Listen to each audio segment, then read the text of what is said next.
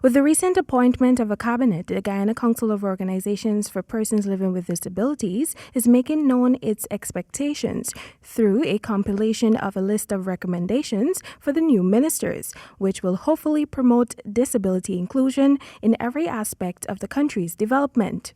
Among the priority issues being brought before the new regime is the need to establish a disability grant.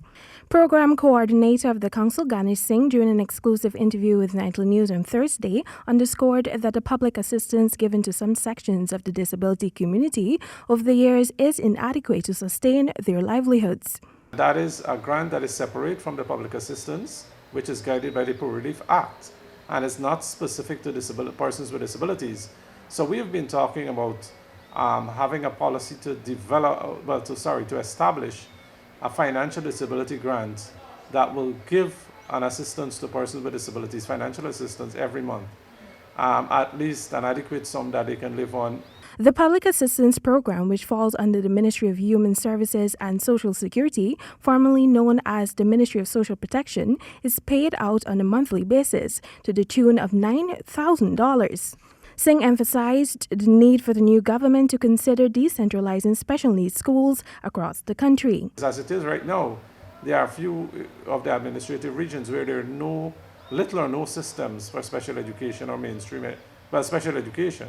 Another integral part of the proposal is the integration of a percentage of persons with disabilities into the workforce. Not just token jobs, but they must be qualified and be able to manage in those jobs. He divulged that persons with disabilities are faced with a massive shortage of assistive aids, a prevailing issue that he hopes can also be addressed. We have a major issue with the shortage of white canes for the blind, wheelchairs for persons with physical disabilities, and other gadgets and assistive aids that persons with disabilities need.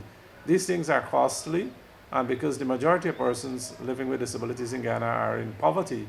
Meanwhile, under the previous government, the then Public Telecommunications Minister, Kathy Hughes, had granted tax exemptions and duty-free concessions on retrofitted vehicles, smartphones and handsets with features and apps for persons living with disabilities. The council has been lobbying for a change in legislation and for the electoral process to afford persons with disabilities, including visually impaired, to vote privately and independently using the necessary aids. On Wednesday, August 5, Dr. Vindya Prasad was named Minister of Human Services and Social Security. Temika Rodney reporting for the HGP Nightly News.